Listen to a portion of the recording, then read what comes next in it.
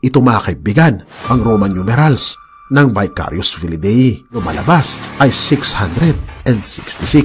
Napakalinaw mga kaibigan ang sinasabi ng Biblia sa Revelation 13 verse 18. Dito'y may karunungan. Ang may pagkaunawa ay bilangin ang bilang ng hayop sapagkat siyang bilang ng isang tao mga kaibigan at ang kanyang bilang ay 666. Nakakagulat lang isipin mga kaibigan na ito ay matagal lang itinago sa atin ang patungkol sa papacy. Binabanggit mga kaibigan sa artikel na ito si Cardinal Joseph Ratzinger na kilala bilang Pope Benedict XVI noong 1992. Binabanggit na dito, the Roman Catholic Church is wiser than the Bible or the Word of God and is capable of contradicting it. Oo mga kaibigan. Okay. So, pagpatuloy po natin mga kapatid at sasagutin natin sa pagkakataong ito ang banat ng Seventh-day Adventist na ang Papa daw ang katuparan sa 666. Matagal na ito na banat at propaganda nila at kinopya ito sa grupo ng Iglesia ni Cristo at kahit na sa Saksi ni Jehovah. Pero si Bro Eli Soriano, nilinaw niya na nagduda siya sa computation at sa Vicarious Filii Dei. Di niya pinaniniwalaan na umano na ang Papa ang katuparan nito. So binago yan ni Bro Eli Soriano. So sa pagkakataong ito, ating sasagutin ang Seventh-day Adventist. Matagal na talaga silang gumagamit nitong propaganda at nagkakalat ng mga kasinungalingan. Kaya ating sasagutin mga kapatid. Kasinungalingan, pag palaging inulit-ulit ay magmukha talagang kaguluhanan para sa ating mga kapatid na kulang ang kaalaman. Ang pagkadaya ay maranasan sa iba't ibang paraan. Pero napakasakit pag madaya tayo sa pananampalataya dahil nanganib pati ang ating kaluluwa. Viva Cristo Rey! Pro Dio et Ecclesia! Kumusta sa lahat ating mga suking taga-subaybay? Welcome po. Muling nagbalik tayo dahil mahina kanina at inanyayahan natin huwag kalimutang pindutin ang like sa ating live at huwag din kalimutang mag-subscribe kung bago ka lang at pindutin ang bell button para updated kayo mag-comment at i-share rin yung mga kapatid. Welcome po sa ating live streaming at sa pagkakataong ito ating sagutin ang Seventh-day Adventist, lalo na ang channel na sa iyong araw, no? Kung saan grabe talaga ang banat nila kaugnay sa Santo Papa. At marami ng mga inosente na nadala din sa ganitong propaganda ng mga Seventh-day Adventist. Kaya ating sasagutin mga kapatid ang banat nila sa banal nating pananampalataya. Pero bago diyan, acknowledge natin ang mga pumasok. So okay na. Ang signal natin ngayon, okay. Si Shadow Kun, Happy Mother's Day sa lahat, no? Ariel Aspirin, si Arvin Magdayaw. Ano po bang ang gamit ng unang misa? Lingwahe, Latin, Aramaic, Griego, Hebro, Seryo, Spanish. Alin ang, ang pahayag ng ating, ang salita ng ating Panginoon Jesucristo ay walang iba, salita niya Aramaic. So, Aramaic, ibig sabihin, noong nagsalita siya ng itatag niya ang kanyang iglesia sa San Matthew 16:18 Aramaic, in amar na lakda tukiba, wi alhadikepa ibni liti. Aramaic yan. In amar na lakda tukipa, wi alhadikepa ibni liti. So, language ng ating Panginoong Hesus ay Aramaic. Although the New Testament was written in Greek. Si Jussi Alcaraz at si Delphine Rabago. Maraming salamat din sa mga kapatid natin na tumulong para sa National Convention namin sa CFD, no? Okay. May meeting pala ngayon. May meeting. So, eto, pagpatuloy natin dahil papasok pa ako sa meeting pala sa national ngayon. Okay. Sasagutin natin mga kapatid itong banat ng Seventh-day Adventist. Ito. Dito'y may karunungan. Ang may pagkaunawa ay bilangin ang bilang na hayop sapagkat siyang bilang ng isang tao at ang kanyang bilang ay 666. Okay, una ang may karunungan, dito may karunungan ang may pagkakaunawa. Ang bilang ng hayop ay bilang ng isang tao. So ang binanggit dito, ang may karunungan, hindi yung may kamangmangan. May karunungan. Okay. Revelation chapter 13 verse 18. Ito ang ginagamit nila. Bakit? Dahil malinaw naman na sa ibang salin, ang bilang ay bilang ng pangalan ng isang tao. Pangalan. Pero alam niyo ba, ang kanilang computation ay ang Vicarious Filidae na yun daw ang gawa-gawa nilang title ng Santo Papa. Mali po. Dahil Vicarious Christi ang titulo ng Santo Papa. At yung Vicarious Christi, kahit pa Vicarious Filidae, hindi yan mga kapatid, pangalan ng isang tao. Okay. Tuloy natin mga kapatid. No? Tanda, si Estrelita Relos, good evening Bro Wendell. Bakit kaya po Bro Wendell na lahat na lang ng mga sulpot ang mga Katoliko lang ang pinag-initan? Natural, no? Dahil ang simbahang Katoliko ang tunay na iglesyang tatag ng ating Panginoon Jesucristo. At Juan 8:44, si Satanas na ama ng kasinungalingan, galit sa katotohanan. I am the way, I am the truth, and life. Ang ating Panginoon Kristo yan, na siya ang ulo ng simbahan at ang simbahan ay siyang katawan. Okay, tuloy natin. Ito ang ginagamit nila, Revelation chapter 13 verse 18, ang may karunungan. Tandaan niyo, may karunungan, hindi yung may kamangmangan. Kung inyo makikita mga kaibigan, ito ay bilang ng pangalan mga kaibigan ng hayop na tumutotal sa galing mismo sa narrator, sa bibig nila, na ito'y ito daw umano ay pangalan sa hayop. Pero, nagtaka tayo, kung alam nila na pangalan, ang computation nila ay yung iginig-it nila na titulo daw ng Santo Papa na hindi naman yung Vicarious Filidae. Dahil ang opisyal na titulo ng Santo Papa ay Vicarious Christi. Okay, tuloy natin. 666. At sabi niya dito mga kaibigan, ay bilang ng pangalan ng tao. So, malinaw bilang ng pangalan ng tao.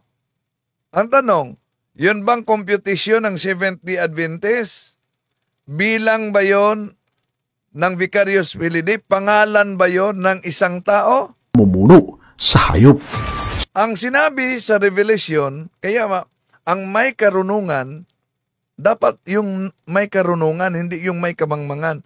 Pangalan ng isang tao. Kung ang Santo Papa ang katuparan, mula kay San Pedro hanggang sa kasalukuyan, may bagong Santo Papa na tayo, si Pope Leo XIV, ilan na sila? Unbroken line of succession, meron ng 267 na Papa. O, di ba? So ngayon, ang binasa, pangalan ng isang tao. Pagkatapos, ang tinutukoy nila, Santo Papa ng Simbahang Katoliko. Di yan isang tao. Mga tao na yan. Tuloy natin. So ito mga kaibigan ay bilang ng kanyang pangalan. Ito'y bilang ng tao. At ito'y bilang mga kaibigan ng hayop. Kung inyong mapapansin mga kaibigan, sa letter mga kaibigan ng Pope's Mitre, ang salitang Vicarius Filii Dei. Ang ibig sabihin nito mga kaibigan sa salitang Latin. Okay. Nasa mitre daw. Tandaan niya, mitre ang binanggit. Iba ang mitre, iba ang tiara. Oh. So, kulang talaga research sila, no? Sa mitre daw ng Papa, nakalagay ang Vicarius Filii Dei. Pero dito, pinakita niya sa channel na tiara. So, hindi yan, ang tiara, hindi yan mitre.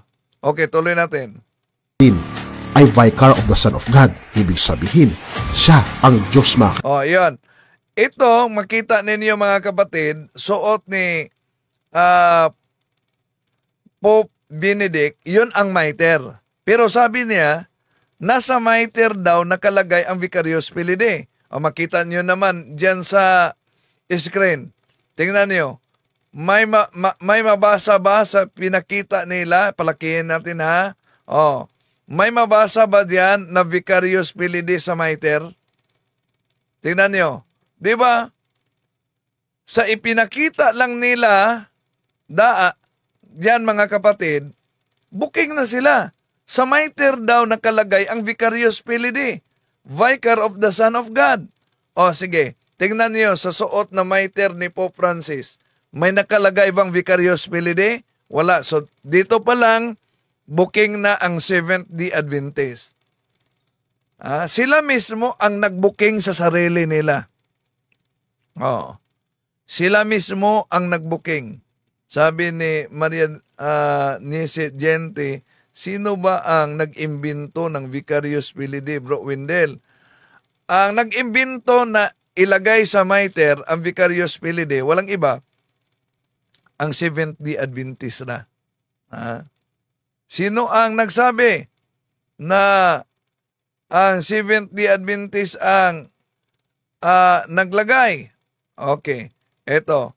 Pakinggan ninyo ang pastor mismo ng Seventh-day Adventist. Sino na pastor? Si Pastor Cesar Dizon.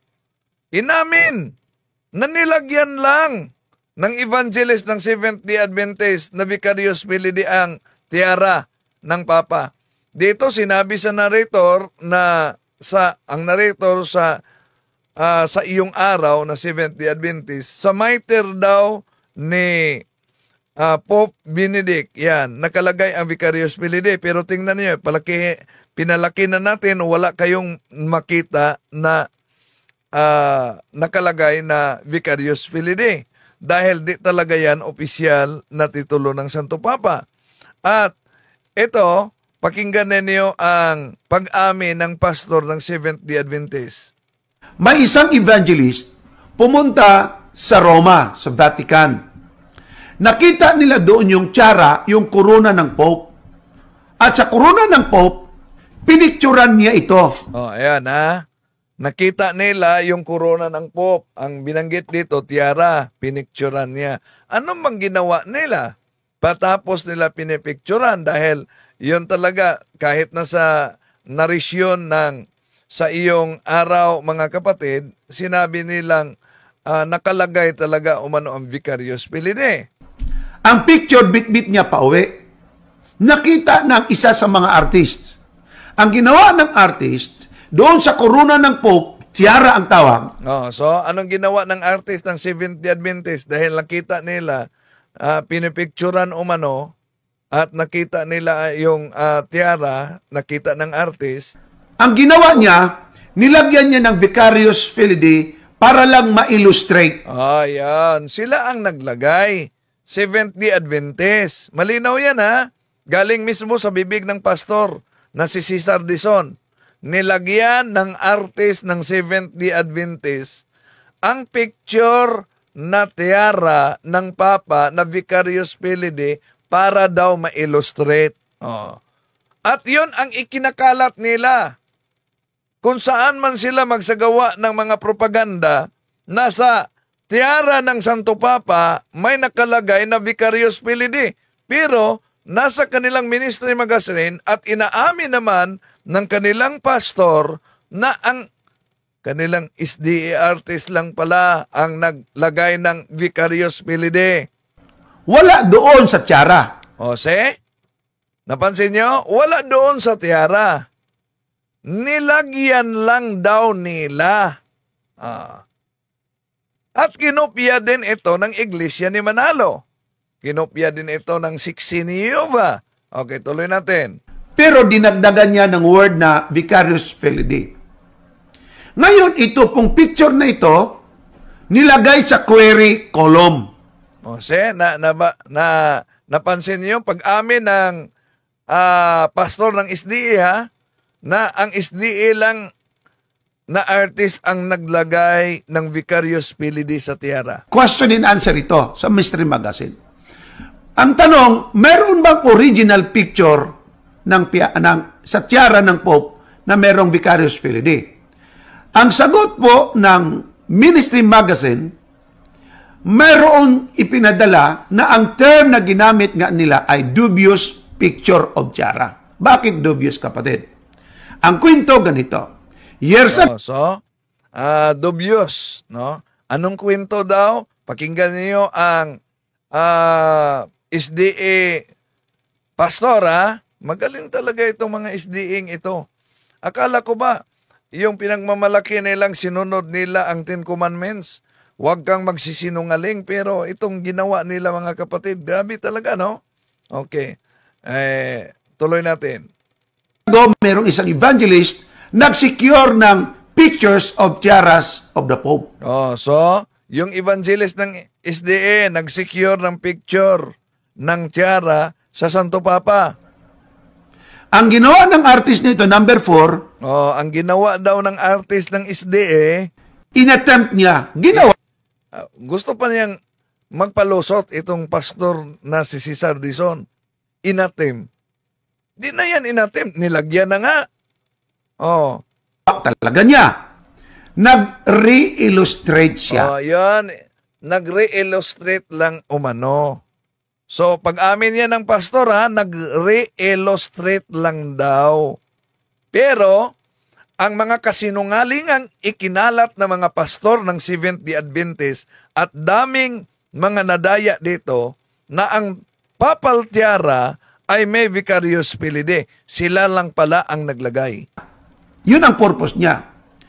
Na mayroong pangalang Vicarious Filii. Just for illustration. Pero sa pag-illustrate niya, di nagustuhan ng General Conference o ng magazine. Kasi ang picture altered. Anong ibig sabihin ng altered? Dinagdagan. Hindi na yung original. Nabago ngayon. Sinadmit niya ito. Ang ginawa ng magazine, ng Ministry Magazine, I would say, nagkaroon sila ng personal examination sa tiara, picture. Kanilang dinesisyonan, failed ito. Hindi karapat-dapat. Bakit? To disclose sa picture na may Vicarious Filii. Kasi wala naman talaga sa picture. Na ngayon, hindi natin yan inilalayo, mga kapatid, mga kaibigan. Hindi po natin yan itinatanggi. Kaya dito, mga kapatid, booking pati mismo si Pastor Cesar Dizon. Bakit? May tinalakay siya sa kanyang channel na sa ulo daw ng sa tiara daw nakalagay ang Vicarious Filii. Pero dito, inaamin naman mismo ni Dizon na ang Seventh-day Adventist lang ang naglagay diyan. Iyon, mga kapatid, makita ninyo ang kasinungalingan na ikinakalat nitong mga ngaral ng Seventh-day Adventist, no? Pero di tayo magtaka. Bakit? Dahil ang kanilang founder ayon kay Cesar Dizon na pastor nasa aklat nila mismo. Anong sabi sa aklat nila? Si Ellen Goldwhite, Cebuano ito, tinagalog niya, ay isa sa mga bulaang propeta. Sandali. 24, ang huling papa, ayon kay Sandali. St. Malakay. Yung bulaang propeta, hanapin natin ha. Okay. Ito. Ito ang sabi ng pakita natin. Ito mga kapatid. Dito sa libro ni Ellen White na Ang Dakong Away o The Great Controversy, sa Cebuano itong pagkasabi. Gitagna kini ni Jesus sa kasayuran nga ang isyu bahin sa tagna sa nahimong labing dako nga pagsuta alang kanila sa katapusan mga adlaw. Og manggula ang daghang mga bakakon nga manalagna, false prophets, og magapasalaag sa kadaghanan, Matthew 24:11. Alang sa dugang nga pagpasanto, gihatag sa Dios kini nga mga pulong ngadto kang Juan, nga hinigugma dili ninyo tuuhan ang tanang espiritu. Apan sulayi ninyo ang mga espiritu kung iya ba kini sa Dios. Kay daghang bakakon nga manalagna namang manungha sa kalibutan. Uno 1:4-1. Hinuon lakip na si Ellen White. Alright, i-translate natin sa Tagalog ha.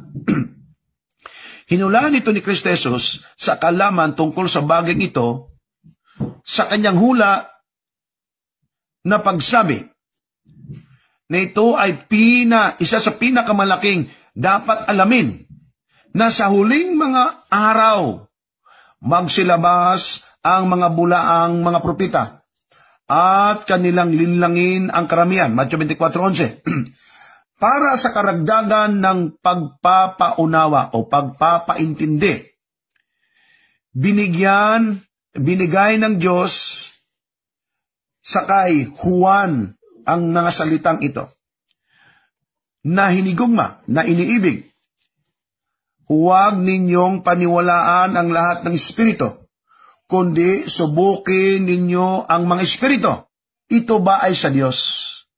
Sapagkat maraming mga bulaang mga propita na magsipaglabas sa sanglibutan ito. 1:4. Kalakip niya ani si Ellen White. Ano daw? Bulaang propeta, kalakip na si Ellen White. Founder nila yan. Kaya di tayo magtaka kung sinabi ng narrator na sa mitre ng Santo Papa, mitre ito, nakalagay daw ang Vicarius Filii. Sa mitre pero ang binasa, palakihin natin. Hanapin nyo sa mitre. May nakalagay bang Vicarius Filii? Wala, di ba? Inaamin naman nila na sila lang ang naglagay ng Vicarius Filii sa tiara. Tuloy natin. Kaibigan, dito sa lupa. Ito mga kaibigan ang opisyal na title ng Papa. Yon.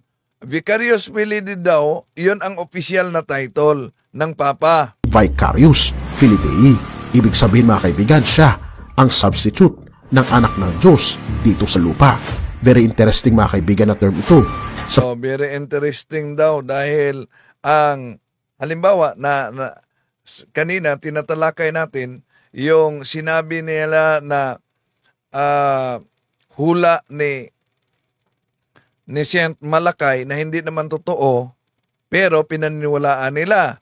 Ito namang sinabi nilang Vicarius Filii na hindi naman totoo na nasa tiara, nilagay lang at sinabi nilang ito talaga ang title ng Santo Papa pero nagsusuwagan ang kanilang deliberation sa propaganda. Bakit?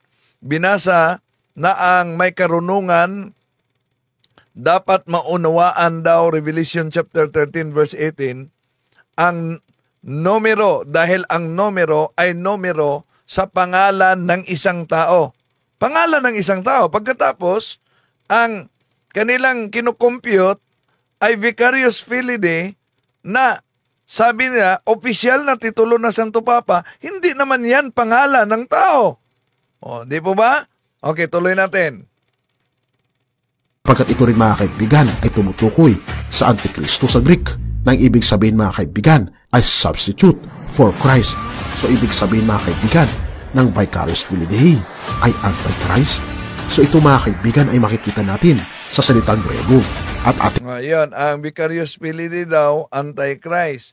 Pero kung tingnan natin ang Biblia, alam nyo naman, unang Juan 2:18-19, sino ang mga Antikristo? Yung humihiwalay sa pananampalataya, mga kapatid, no?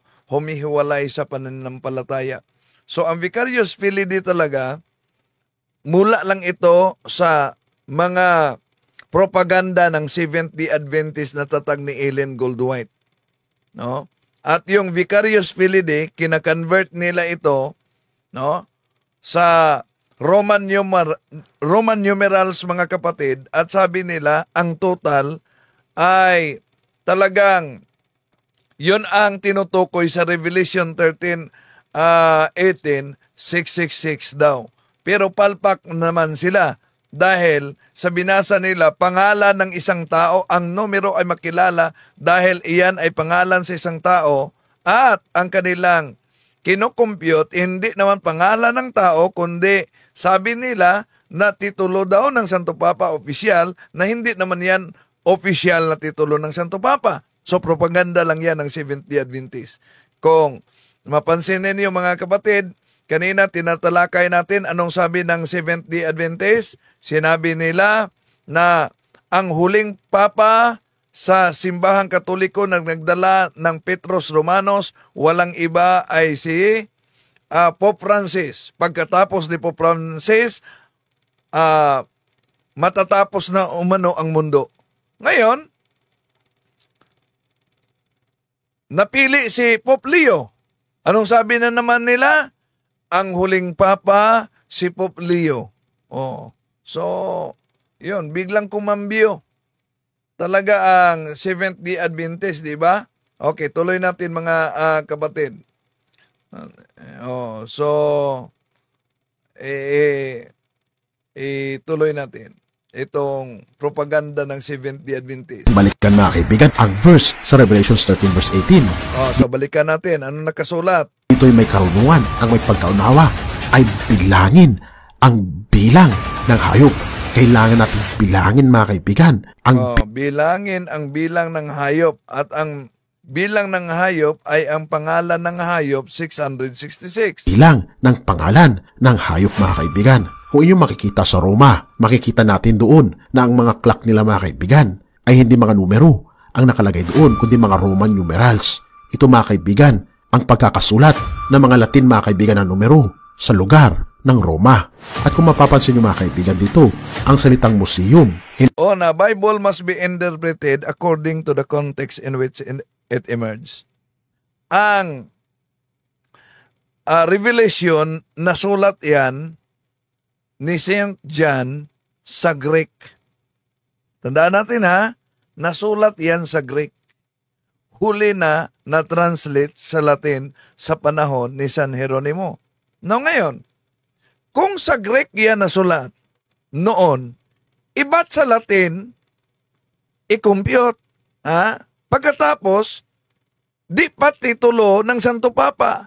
Gawa lang ng Seventh-day Adventist sa kanilang propaganda na titulo, at naggawa pa rin. Walang takot talaga ito sila, no? Dahil inaamin naman nila na nilagyan lang nila ang tiara ng vicarious filii in order to illustrate. Pero sa mga propaganda nila, yun talaga ang paulit-ulit nila. Nasa tiara, vicarious filii, pero sila lang ang nagawa pala. Imbes na U ang ilagay, ay V mga kaibigan ang kanilang nilalagay. Kasi walang U mga kaibigan sa Latin, kundi ang inilalagay nila ay V. Kaya kung ating mapapansin mga kaibigan, nung tayo ay elementarya, naalala ko pa na mga numero mga kaibigan ng Roman numerals ay ang I ay 1, ang L ay 50, ang D ay 500, habang ang C mga kaibigan ay 100, habang ang X naman mga kaibigan ay 10. Ating makikita mga kaibigan ang salitang vicarious filii. Atin ito makikita mga kaibigan sa korona ng Papa. Ang pagkakalagay mga kaibigan ito. Makita daw umano, di ba? sa korona ng Santo Papa ang paglagay Ayon nito. kay Caius, Balikan natin ang kanilang pastor. Sino ang naglagay sa korona ng Papa na Vicarius Filii? Sino? Balikan natin si Cesar Dizon, ha? Sino ang naglagay? Ito. May isang evangelist pumunta sa Roma, sa Vatican. Evangelist ng SDA. Pumunta sa Roma. Pagkatapos, kahit nakasulat na yan sa kanilang ministry magazine, na daya pala ang ginawa ng SDA na sa tiara ng Santo Papa may Vicarius Filii dahil sila lang ang nag-imbento niyan, ikinakalat pa rin nila yung kasinungalingan na yan. Tuloy natin. Nakita nila doon yung tiara, yung korona ng Pope. At sa korona ng Pope, pinicturan niya ito. Ang picture, bit-bit niya pa uwi. Nakita ng isa sa mga artists. Ang ginawa ng artist, doon sa korona ng Pope, tiara ang tawag, ang ginawa niya, nilagyan niya ng Vicarius Filii para lang ma-illustrate. Nilagyan ng SDA ng Vicarius Filii. Ngayon, napansin nyo sa narasyon, yung kanilang paglagay, pinalitaw nila sa kanilang propaganda na totoo talagang nakalagay ang Vicarius Filii sa tiara ng Papa. So pinanindigan nila ang ikinakalat nilang kasinungalingan. Wala doon sa tiara. Pero dinagdagan niya ng word na Vicarius Filii. Ngayon, ito pong picture na ito, nilagay sa query column. Question and answer ito sa Mystery Magazine. Ang tanong, meron bang original picture sa tiara ng Pope na merong Vicarius Filii? Sandali muna, acknowledge ko si Father Ricky Hente na sa Vatican. Grabe ang propaganda, fake news mula sa mga protestante. Yes, talaga Father, no? Fake news mula sa fake na sekta. Okay, tuloy natin. Ang sagot po ng Ministry Magazine, mayroon ipinadala na ang term na ginamit nga nila ay dubious picture of tiara. Bakit dubious, kapatid? Ang kwento ganito. Years ago, mayroong isang evangelist nag-secure ng pictures of tiaras of the Pope. Ang ginawa ng artist nito, number 4, inattempt niya, ginawa talaga niya. Nag-re-illustrate siya. Yun ang purpose niya. Na mayroong pangalang Vicarius Filii. Just for illustration. Pero sa pag-illustrate niya, di nagustuhan ng General Conference o ng magazine. Kasi ang picture altered. Anong ibig sabihin ng altered? Dinagdagan. Hindi na yung original. Nabago ngayon. Sinadmit niya ito. Ang ginawa ng magazine, ng Ministry Magazine, I would say, nagkaroon sila ng personal examination sa tiara, picture. Kanilang dinesisyonan, failed ito. Hindi karapat-dapat. Bakit? To disclose sa picture na may Vicarius Filii. Kasi wala naman talaga sa picture. Na ngayon, hindi natin yan inilalayo, mga kapatid, mga kaibigan. Hindi po natin yan itinatanggi. Yan ha.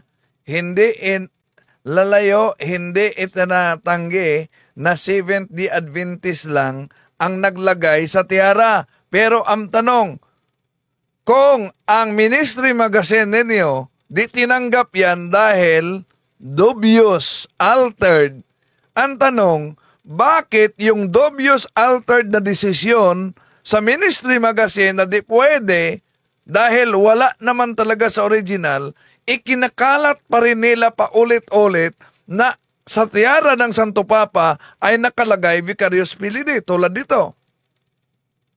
Sa korona ng Papa, ang pagkakalagay, mga kaibigan, nito ay kay Caius Filii. Ating babalikan, mga kaibigan, sa Our Sunday Visitor, April 8. So, yun. Pinandindigan talaga nila na nasa tiara ng Santo Papa, Vicarius Filii. Pero inaamin naman ng pastor ng Seventh-day Adventist, mga kapatid, na yung nakasulat diyan ay gawa-gawa lang ng Seventh-day Adventist. At ito ang kanilang total sa Vicarious Filidae. Ito ang gusto nilang ipakita, mga kapatid. Kaya ang computation nila, Vicarious Filidae 666, at yun ang sinasabi nila. Ang katuparan diyan, walang iba kundi ang Santo Papa ng Simbahang Katoliko. Pero, ito, pinakita nila, mga kapatid, na gawa-gawa nila na may nakasulat na Vicarious Filidae. Ito, pero booking sila. Bakit? Sa kanilang propaganda na pinakita nila, ipinakita nila ang tiara ng Santo Papa na Vicarious Filidae 666. Ito, napansin ninyo? Ang pagkakaiba dito sa altered tiara na ginawa ng Seventh-day Adventist at itong ipinakita nila sa kanilang programa. Bakit? Tingnan niyo.